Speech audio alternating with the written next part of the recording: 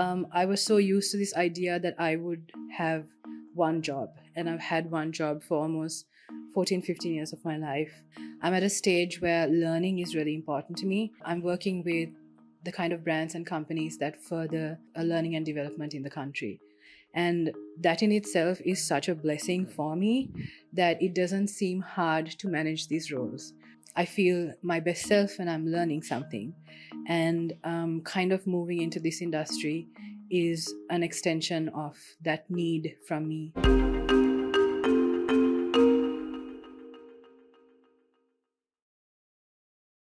Welcome to The Learning Curve, a podcast by Snap Ark Global.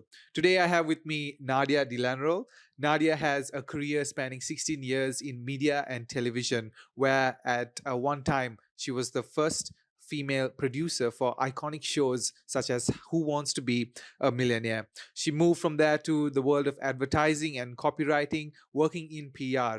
And today she serves as the head of operations for Snap Ark Global and also works as an independent PR and reputation specialist. Nadiya, welcome to the show. Thank you for having me, Jay.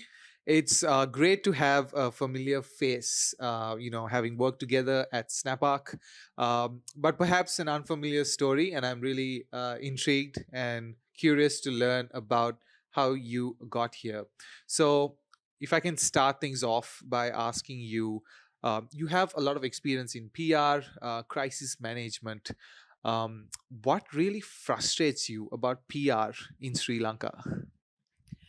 That's an interesting place for us to start, but I would not be giving due respect to the industry if I didn't start with what inspires me first. Sure. I've had the honor of being mentored by some of the biggest personalities in the industry, like Carol Van Dort and Anusha David, who are women that I respect and aspire towards being. And they have taught me the value of networking and relationships.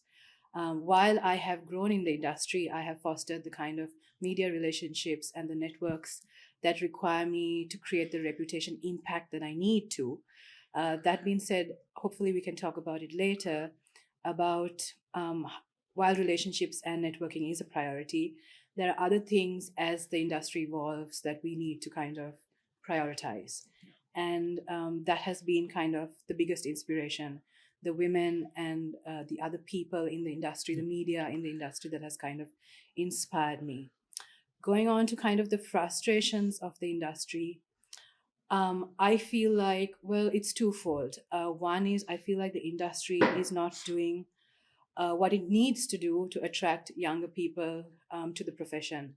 PR professionals have to understand that a Gen Z audience sees reputation and impact as completely different as what we see it. So I feel like we need to take the steps to attract that kind of group into our industry. And to do that, I feel like our PR can't compromise of puff pieces. It has to be impactful and it has to be cause driven. And I think that's something that frustrates me. Also, I think in terms of content, we don't place a lot of value on authentic content.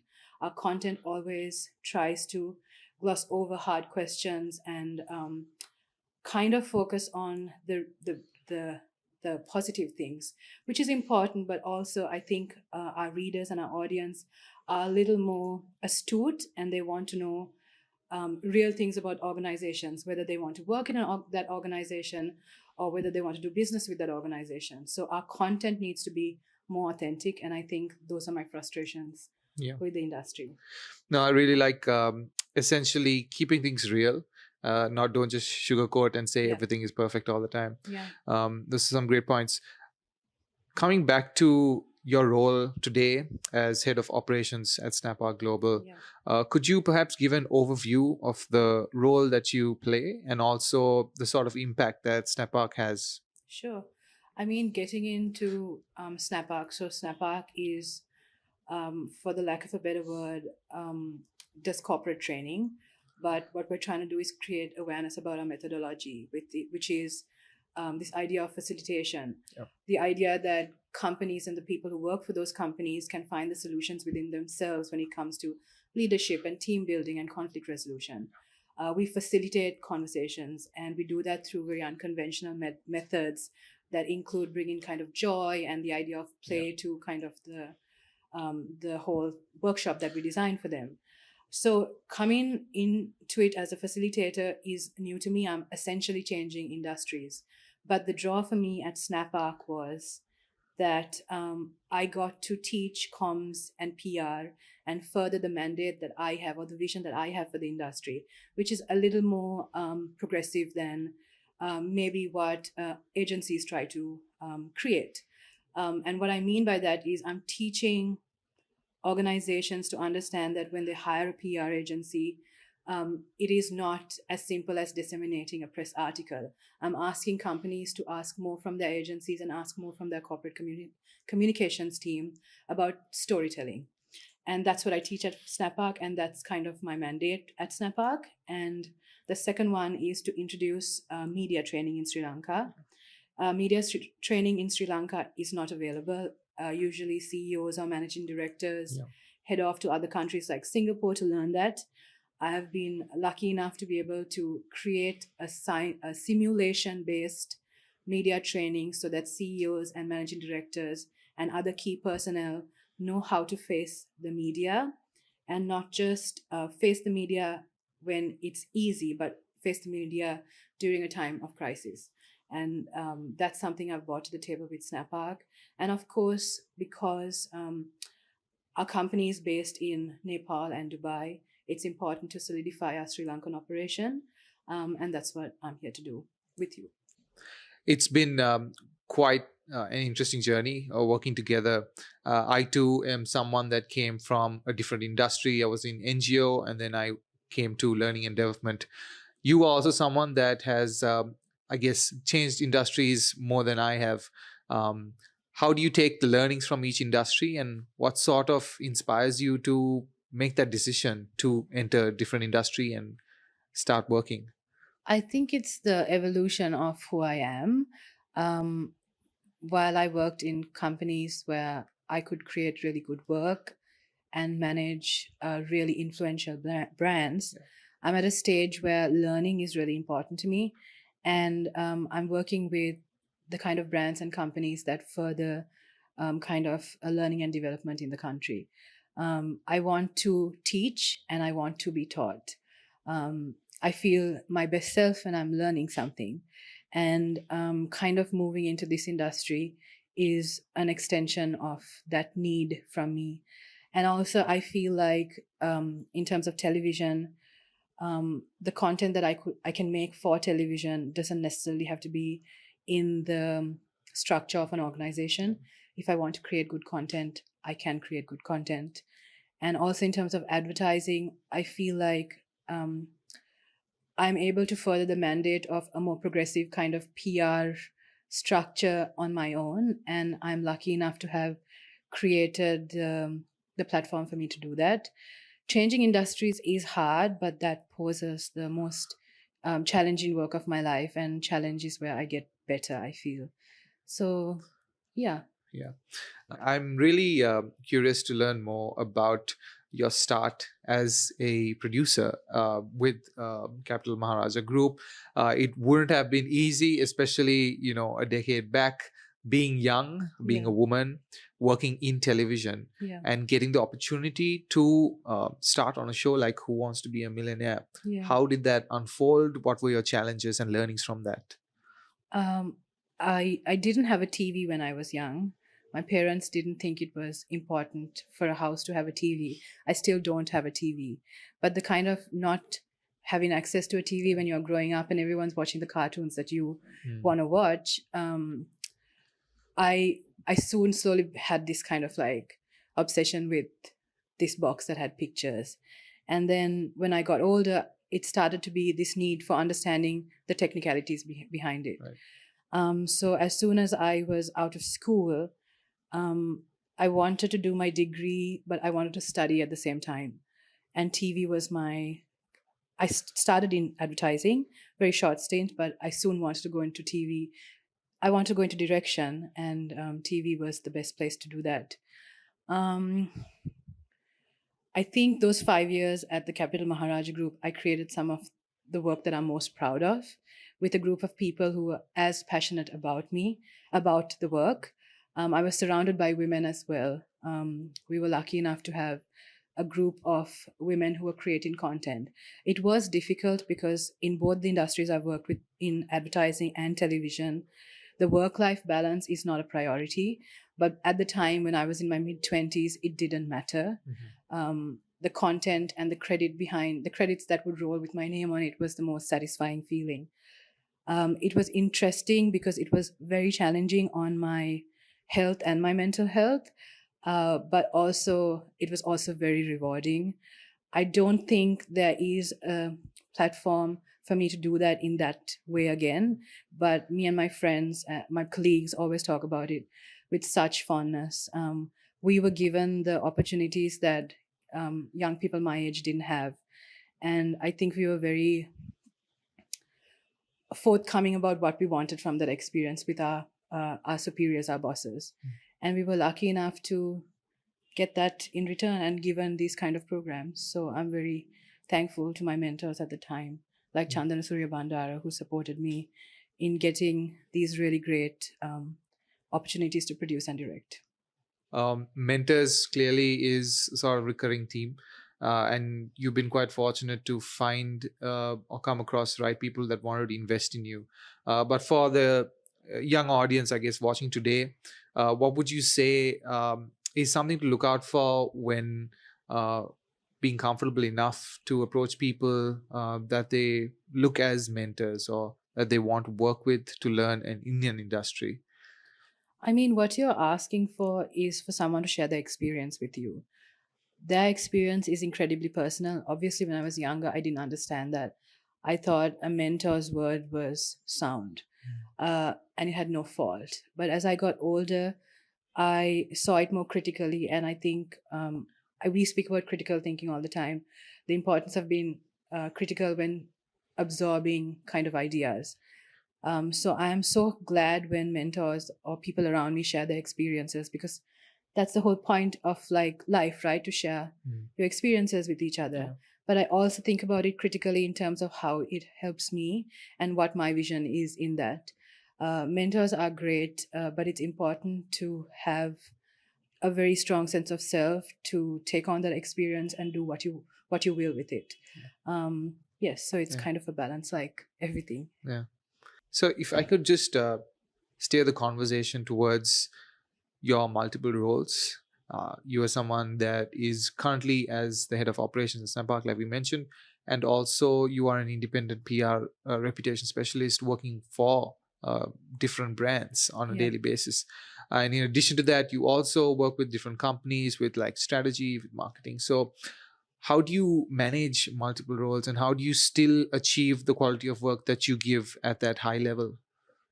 Well, managing multiple roles was also a challenge for me in terms of like getting there. I was so used to this idea that I would have one job, and I've had one job for almost 14, 15 years of my life.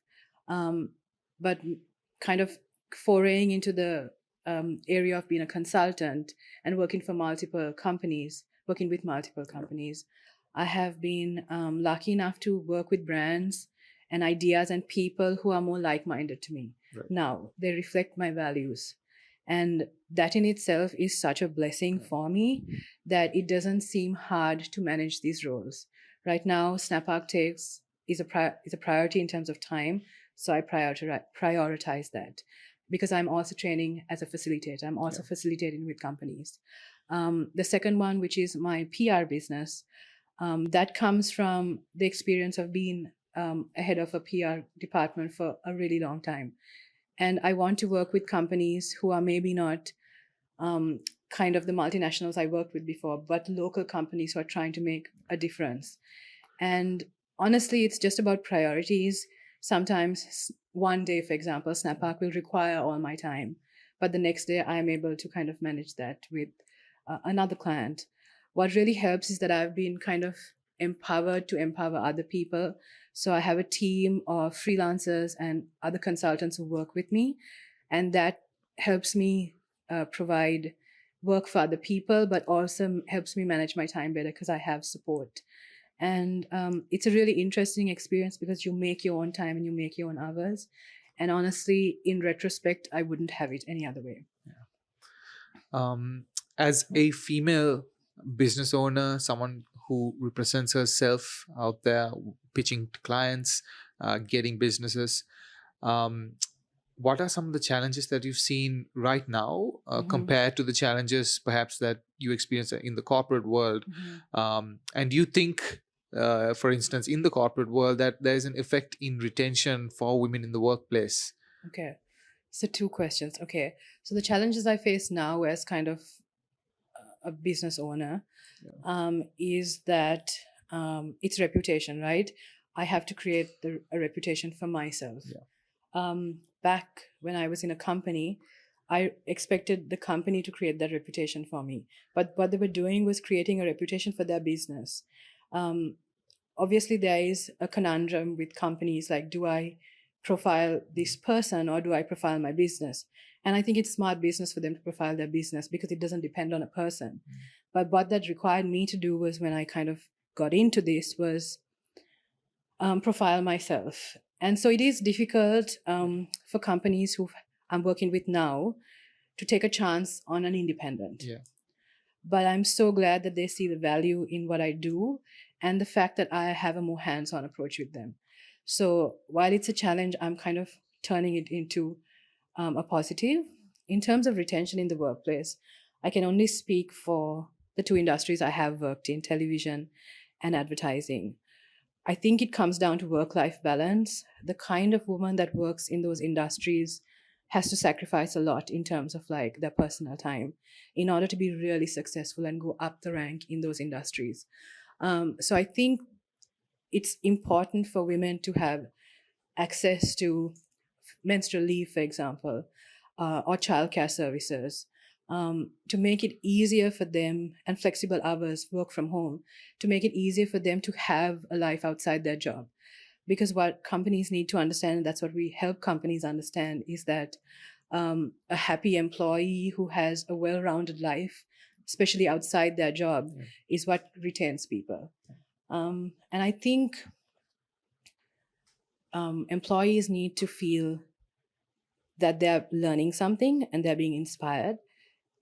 If a company is not constantly innovating and teaching and growing their employees, it's very easy to feel dissatisfied and feel like I haven't done anything. So I think that's important too for retention. So looking through your journey from media and television to advertising, PR, and today as an independent consultant, I see you taking a lot of risks, and that's something a lot of people out there are really wary of doing, like especially leaving your comfort zone and going into that uncomfortable area where the most learning, I suppose, happens, where you fail a lot. What has kept you motivated or driven you through all those moments where you have failed, where you have tried different projects and things just don't pan out, where you don't get clients for months, and you just have to manage with what you have? I think above all, it has been a really great support system. Not just my family, who is incredibly supportive of any of the decisions I make, even though it seems really crazy at the time. Why would you leave a really great job and do this by yourself? They have trusted me no matter what. But it's also the kind of women I'm surrounded by who are as daring, who are more daring than I, actually. I feel like if I have a good reference as a woman of another woman being bold, it's easy to say, okay, she's done it, so I can. So I think it's really good references for me. In terms of what drives me is, I have this belief, I guess, that what I have learned can't be taken away from me. And what I have learned is of value. And that value is always important to anyone I'm trying to work with. So that doesn't go away from me. So just staying in the value that I have got over the years, I have built over the years, is what makes me okay with making some what seems like crazy decisions. So that confidence that comes from having experienced so many things and those learnings that you take with you. That's amazing. I think that's also a point where a lot of us really doubt ourselves in what we have learned, even though we've been at companies for a long time. We kind of look back and think, yeah, did I really take something back from that? To sort of wrap things up, it's been an insightful conversation. I guess I'd like to ask a question on what have been your, best learnings, and how has your learning curve been so far? Sure. My best learning would be, I think I learned a lot managing crisis for companies, which is why it's important for me to create authentic stories. Having to deal with companies in crisis makes me realize that transparency is so important, and that's something I push for all my clients. I understand that businesses are very complex and it's not as cut and dry, but reputation management is kind of like a lifelong thing for a company from start to finish. And that's what I'm trying to push. Another thing I have learned is that the PR industry's reliance on media exposure is not working for us anymore. I think with COVID, what I like to call the real estate of a newspaper for earned media, or what we call free space, is limited. And for us to rely on that free space would be not the smartest thing to do. So we have to find interesting ways to create engagement, whether it's a pop-up or a partnership or a sampling activity, or it's us giving someone a scholarship or supporting someone's dreams. That's how you create reputation for your company. PR is not about sales, but it is about advertising for reputation. And this is something that I have learned and I try to teach the clients that I work with. In terms of personal learning, I think it is just to be really fluid in terms of like your personality. Not necessarily your personality, but your outlook. I think you have to be able to weave and bounce and kind of evolve and transform, because nothing stays the same, and you have to always like change with the flow. So not to have like a hard line in my stance, and always kind of feed off the company's requirements, my partner's requirements, my friend's requirements, and then it comes to kind of like a middle ground. So I think those are my learnings, if I were to, That's fantastic. Thank you, Nadiya, once again for your time here today on The Learning Curve. Thank you for having me. It's been an absolute pleasure. And thank you to all those who are joining us. It's been great, and we wish you a great week ahead.